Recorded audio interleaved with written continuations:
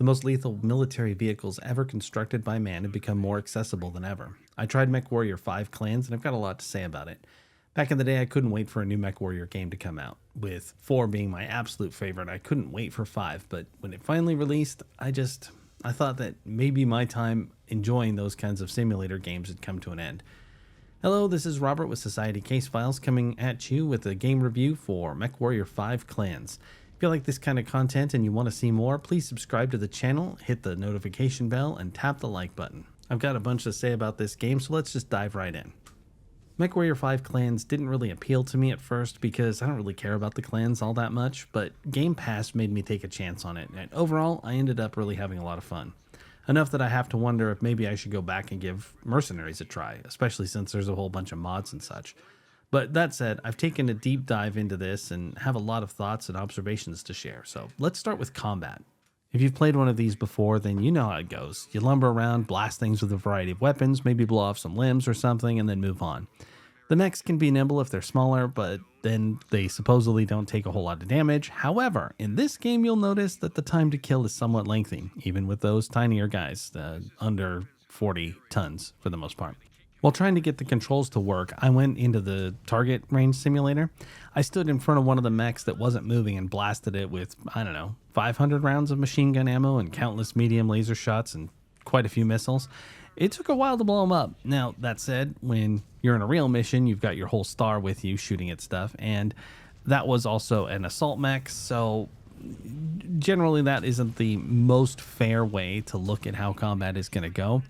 But these mechs can take quite a bit of punishment, enough that you'd be surprised. And even as I say that, I have left missions where I've lost limbs, weapons, and all kinds of stuff, so it's pretty wild. But vehicles, like the tanks and cars, they go really fast. They're not nearly as lucky.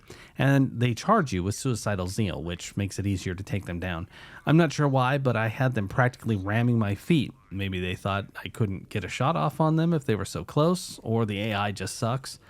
Whatever the case, that was just kind of funny more than anything. The mechs themselves are a lot smarter in most cases, running around, and perhaps inadvertently they get behind cover, and they do a pretty good job of moving so that their weakened points are not as readily accessible for you. Of course, when you've got 5 mechs taking shots at them, it's a little hard for them to maneuver in any meaningful way to avoid that sort of thing, but they do try. Your star isn't all that terrible either as far as their AI is concerned.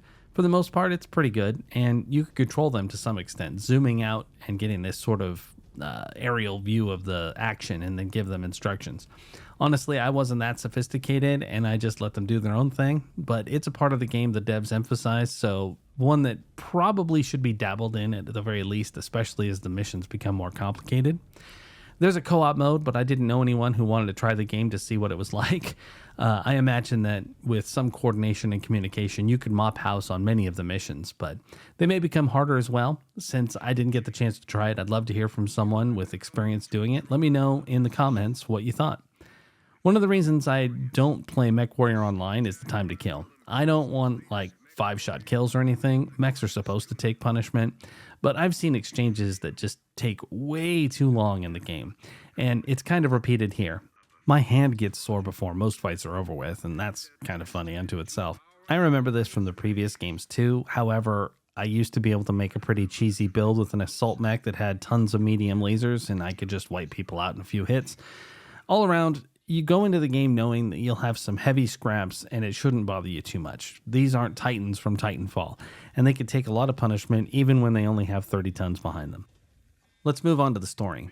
Playing as the clans means you're part of a group in self-imposed exile from the former Star League. In the time they've been gone, their culture, and pretty much everything about them, has changed from the great houses running things in the Inner Sphere.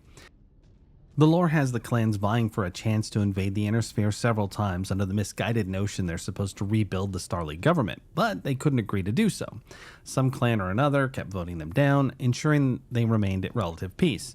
But of course, the right dominoes fall, and they finally get around to invading and cause all kinds of trouble. In the game, a random ship from the Inner Sphere shows up at the homeworld of one of the clans, and this sets off the invasion. You, as a newly minted Star Commander, get to lead your pals through several missions to help the invasion. And while the military aspect is pretty cool, there are many things that just don't suit me when it comes to playing as the clans. First off, they're totally alien. When you first start, you're just about to launch into your final training. One of your characters dares to use quote-unquote language, in this case, contractions. That's lazy speak, so the characters all sound like sociopaths. And this doesn't help the voice acting in the game because it's so alien and so foreign, many conversations might as well have been done by AI. I get making them weird and different than the Inner Sphere, but if they are this crazy different, they should plan on exterminating the Great Houses, not ruling them. There are some irreconcilable differences between these cultures, not the least of which being that the clans use genetic engineering for all of their warriors. They aren't born, they're artificially incubated, which makes them additionally strange compared to the, more human Inner Sphere. There are all the cliches during training too. Total asshole, DI giving them a hard time, only to find out they don't suck. A fairly standard shout at them, all introducing each character so you can meet them. And then out of the blue, you get a new character at the end to join your star, but all you know is their name. No introduction, no chat, just that she needs a group and you're it. Something that I found particularly frustrating was the trial right off the bat. You have to beat at least one of 3 mechs to be a warrior. If you fail, you get to be some common laborer or something. If you beat 2, then you could be a star commander. God knows what you get if you beat all 3, and the game won't let you find out. When the 3rd mech comes out, it goes into an immediate cutscene, and you just lose. Very cheap. But I guess they don't want players to just reload the game over and over to make sure they beat all 3. Still, it seems like that was an opportunity to respect the player and give them the chance to be a legend right away. And like I said before, I'm not a huge fan of the clans. The original Mechwarrior game came out in 1989, and it was a pretty cool story about some noble who lost his family and he has to rebuild a force to take back what belongs to him. And this will sound very familiar soon. Mechwarrior 2, they put you in the clans and you fight during one of their inner feuds. They put out a Mercenaries expansion for that, allowing you to basically have some more freedom and also play on the Inner Sphere. Mechwarrior 3 focused on the Inner Sphere again, and you're fighting for one of the Great Houses as they battle pirates and some other nonsense. Mechwarrior 4 is pretty much the first game again. This time you return home to find your family displaced, and you gotta do all the same stuff, take your force through, conquer the lands, reclaim your home, blah, blah, blah.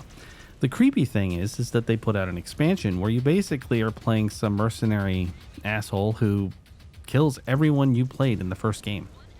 I have no clue why they did that, and it's one of my big pet peeves in games and movies, books, is whenever you have a protagonist who becomes the antagonist in the next series, and then you just basically watch them get dismantled. It really does sort of, cancel out the original product, but whatever. Anyway, there was an expansion to Mechwarrior 4, Mercenaries, and I think that was probably the best. You had freedom to pick missions. It had some replay value because you could pick different sides and do different stuff. And I played that game many, many times.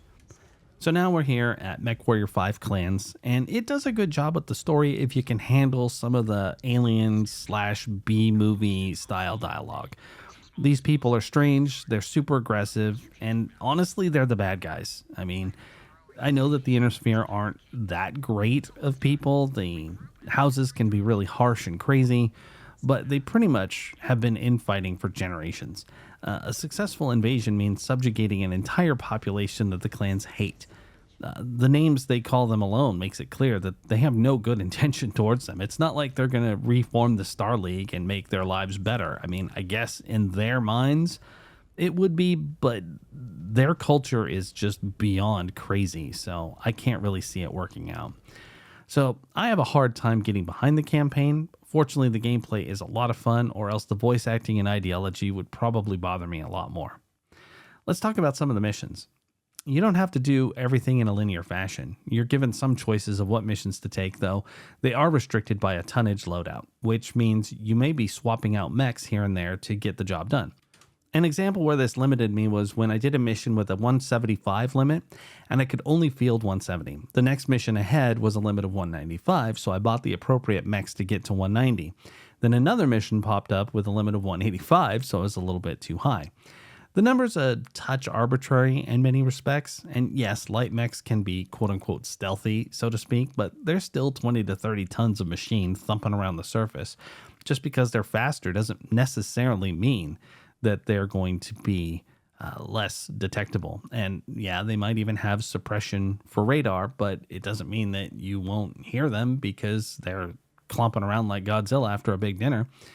Honestly, I'm not a fan of the tonnage limit being quite so strict. I'd rather they say around 200, so if you went over a little, that would be fine.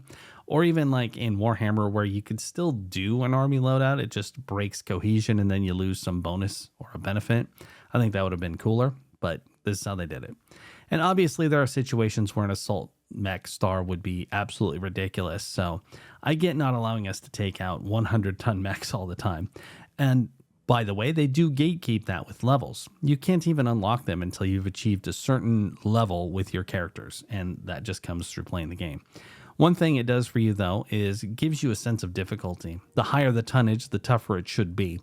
It's a nice numeric value to guess who you'll be facing and how much of a threat there's going to be. Missions have a variety of objectives, anything from scan stuff to sneak around, scout ahead, engage enemies.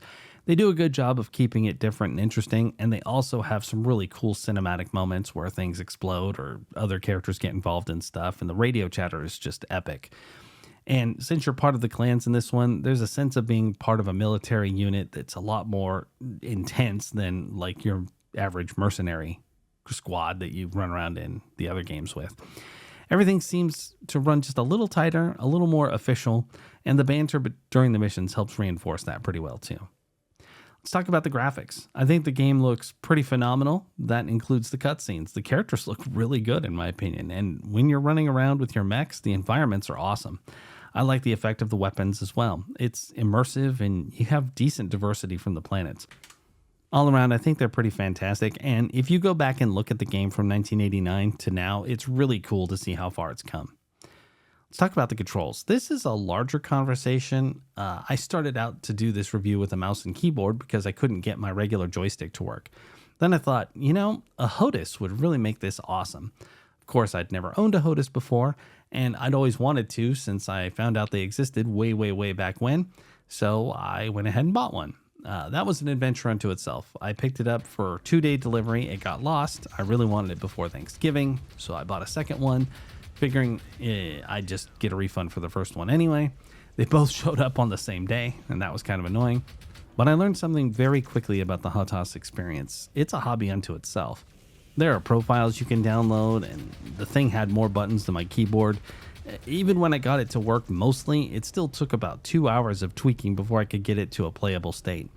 I spent a lot of time in the simulator going back and forth to the options to see what part did what.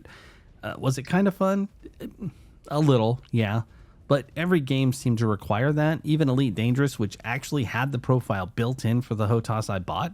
So in the process of messing around with it, I actually figured out how to make my original joystick work.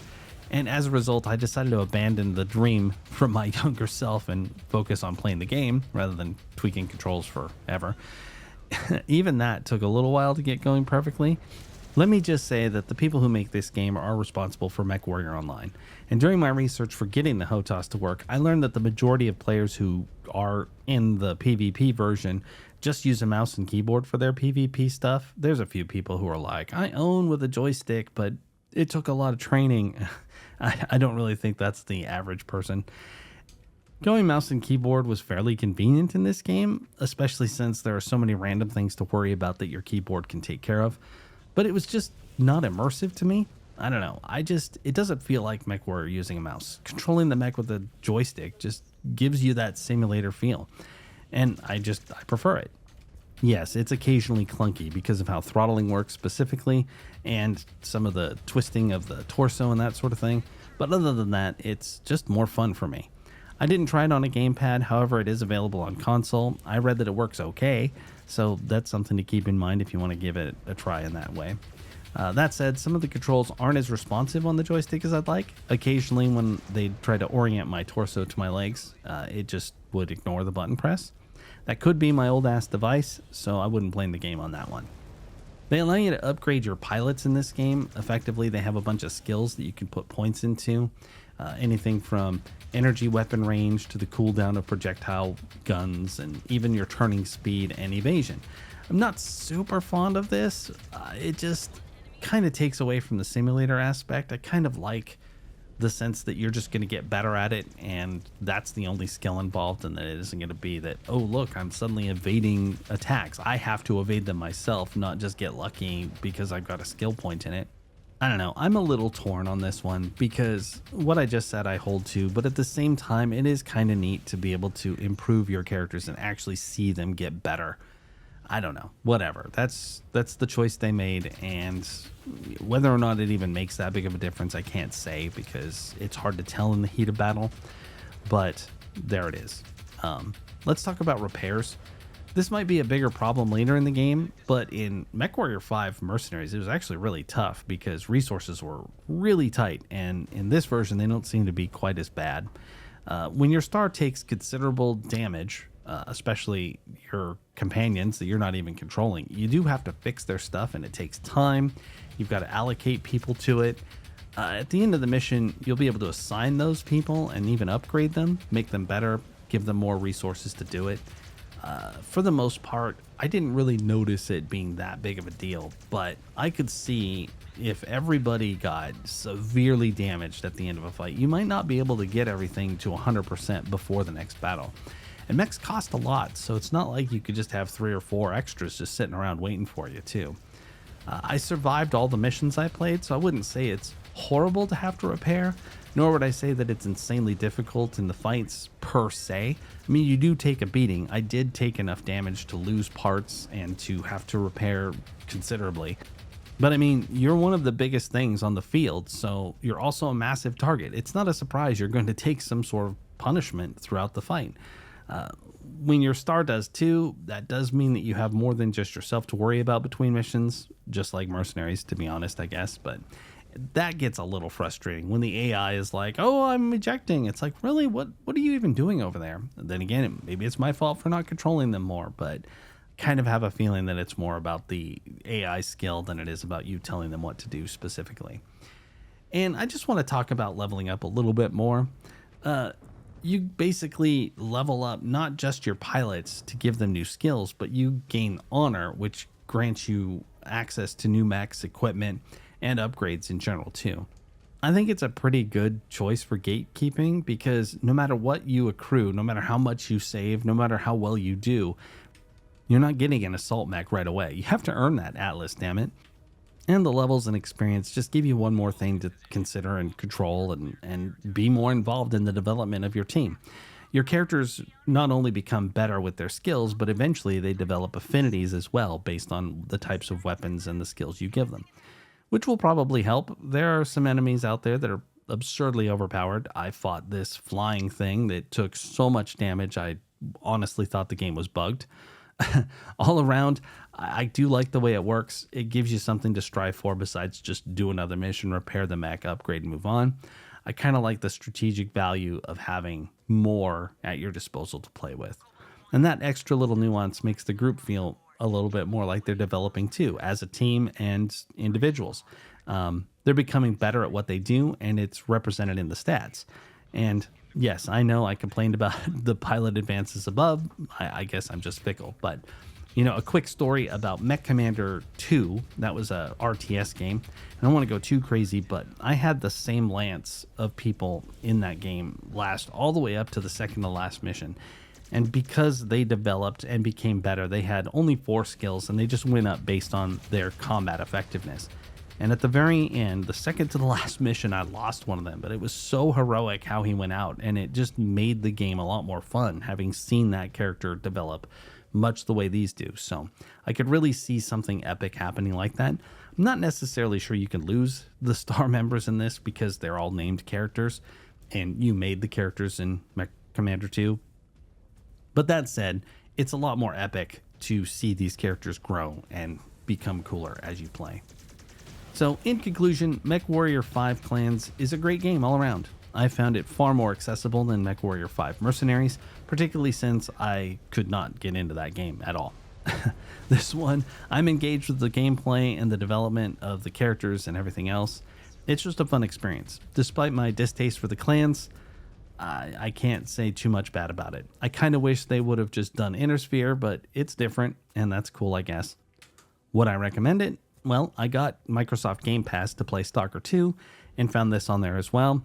So for the cost I paid, yeah, I would definitely recommend it hands down. If you're a fan of this type of game, then you should definitely play it. If you're not and you're only curious, try it if you have Game Pass already. You might enjoy it, but all around, I think they did a great job and it deserves some attention. Have you tried this game or any of the other Mechwarrior games? What's your favorite of them? Let me know in the comments below. Until next time, this is Robert with Society Case Files signing off.